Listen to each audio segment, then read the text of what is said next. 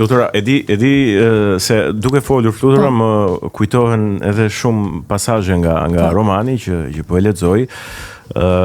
Dhe diçka që më pëlqen është përdorimi i një fjalori të pasur shqip.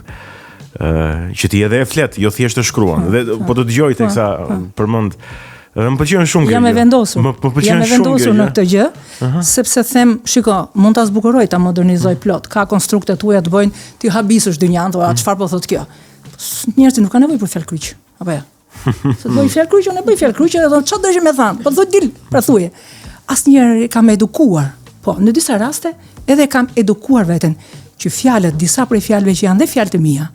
Madje është një fjalor i botuar në Kosovë para disa vitesh. Fjalori i fjalëve të reja të gjuhës shqipe, dhe ky studiuesi me Mbierë Berisha, tash s'm kujtohet, por librin e kam në shtëpi, kanë nxjerrur nga librat e mi të deri atëhershëm.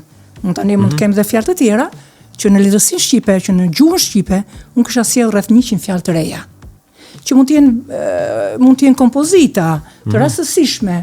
Po sigurisht ti je shkrimtar, këtu dallon ti nga të tjerë. Unë mendoj që kjo meriton një duar trokitje. Ja, e kemi network trokitje këtu. Sepse po perceptojmë që gjua po na varfërohet me teknologjinë, me median, me ndërhyrjen e gjuhës huaj, dhe është një gjë e jashtëzakonshme kjo. Qoftë edhe 100 fjalë të reja. Po. Problemi është, unë kam se të herë shkon pra te politika, ja, shkon te politika. Shkon gjua aty ku dhe më dhëmbi. Po, çështja është si do ta mbrojmë gjuhën shqipe. Se ja, bëm librat neve. Ka sjellë Ismail Kadere fjalë fantastike në gjuhën shqipe. Si do t'i mbrojmë?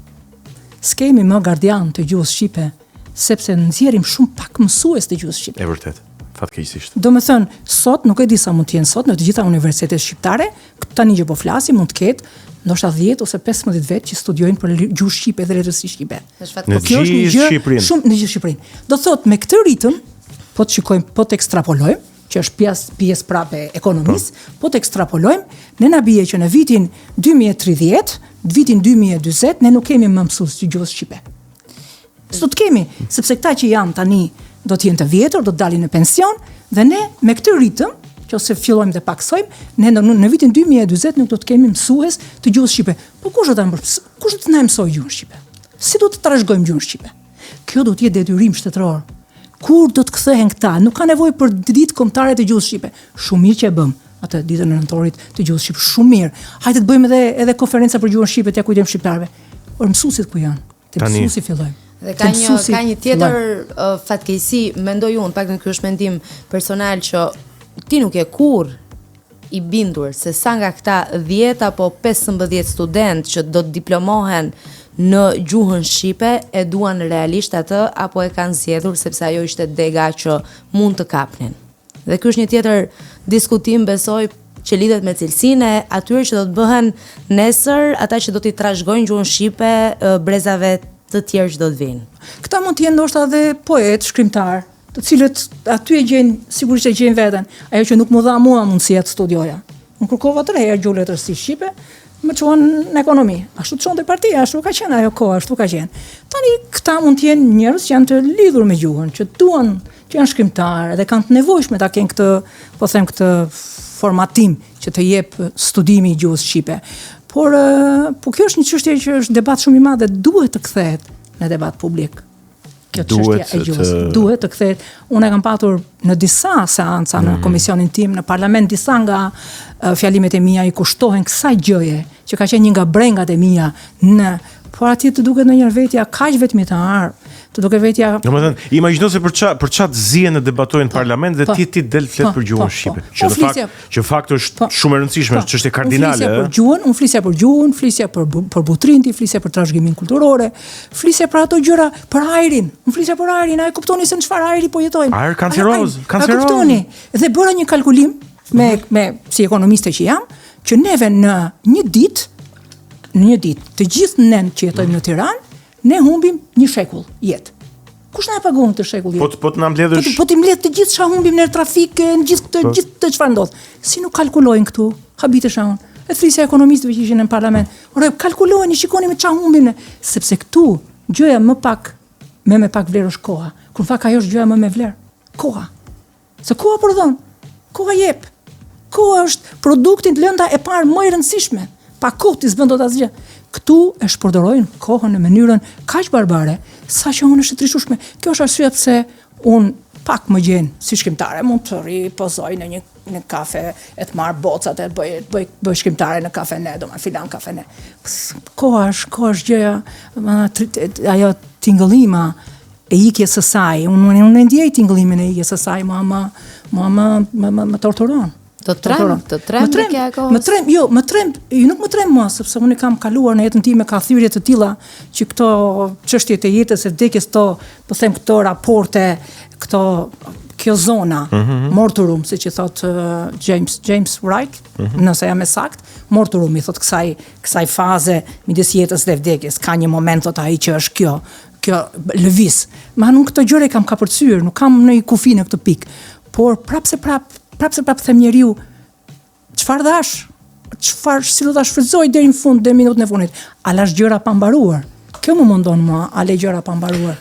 Flutura, ju shkrimtarët jeni patjetër njerëz të ndjesive të veçanta, edhe të shprehjes shumë të bukur të këtyre ndjesive, po përpara se të shkojmë tek këto ndjesi të hedhura në letër, unë do doja të flisim pak për matematikën. Matematikën. Që ti e ke studiuar si pjesë të statistikës apo jo? Po, unë çfarë raporti ke me matematikën? Shiko, mund të jetë më shumë raporti me racionalitetin, me gjën racionale, mund të jetë kjo raport. Them se kjo ana racionale më ka ndihmuar shumë, po dhe studimi i ekonomisë më ka ndihmuar shumë. Se për shkak të ekonomisë unë e ndërtova vetë shtëpinë pothuajse. E kam menaxhuar vetë, bilancet i kam bërë vetë. Pra e njoh shumë mirë dhe këtë fushë.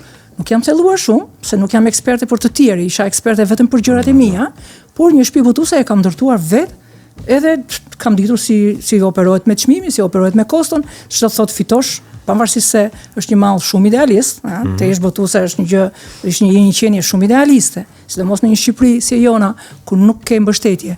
Por prapë është mall dhe ti ke obligimin detyrimin, që ta nxjerrësh në treg dhe të fitosh, të mund ta futesh prap atë mas paraja që të japin një libër krejtëri. Do thotë dhe libri është një mall që duhet ta trajtosh ndonjëherë në mënyrë të dhimbshme si mall në treg, edhe pse është shumë shpirtëror. Patjetër, ka dimensionin.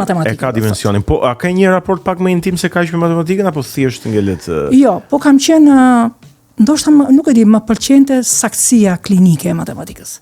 Më ka pëlqyer shumë. Kam zgjidhur, duhet të kem, nuk e di nëse i kam në shtëpi blloqet e shkollës mesme, me integrale, ç'kan qenë këto gjëra, kanë qenë një gjë manice. Edhe kimia ka qenë manice, po për mua matematika ka qenë edhe më manice. Gjë që nuk më ndodhi me fizikën. Fizika ka qenë gjithmonë problemi im. Unë e kam pasur si rrobe të huaj, si xhaketë të huaj, të ngushtë fizikën. Ndoshta edhe kam qenë pa fat me fizikën. Se më ka ndodhur disa profesor, mësues, të cilët sigurisht të partisë, kanë qenë mësues të partisë. Unë natyra ime rebele, ndoshta ka qenë raporti që ke ndërtuar me ata. Ishte më shumë personal, edhe ma bëri dhe fizikën, kështu që me fizikën nuk i kam pasur kur punët mirë si që kam pasur për shembull me matematikën, që e kam adhuruar shumë. E di cila është gjëja më e veçantë që bërej unë, zakonisht ata që duan shumë letërsinë nuk janë shumë të prirur tek shkenca si matematika apo tek kimia që e përmende.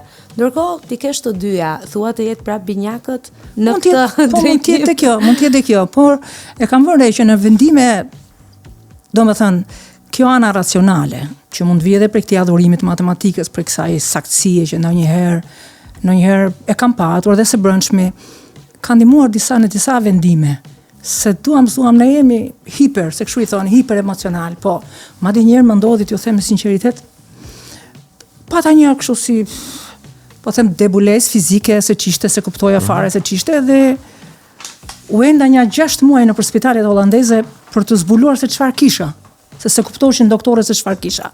U morën me veshe, me gjithçka, madje skaner e gjëra, se të në fund fare tha zonjë, tha, ju nuk vuni nga asgjë, ju vuni nga mbindjeshmëria.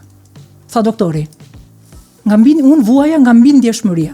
Dhe këtë mbindjeshmëri ma ka kompensuar në jetën reale, ma ka kompensuar kjo pjesa racionale që ndonjëherë është mirë ta kesh, sepse ndryshe pastaj do kisha bërë dhe unë gafat, po këto euforin që i merr në shkrimtarët që harrojnë se që bëhet anekti, që duan të bien në sy me gjëra të çuditshme. Unë kam pasur nevojë të bien në sy, nëse doja të bien në sy vetëm me letërsinë time. vetëm letërsi. Doja të isha vetëm shkrimtare dhe nuk është e vetmja gjë në të cilën unë nuk bëj kompromis.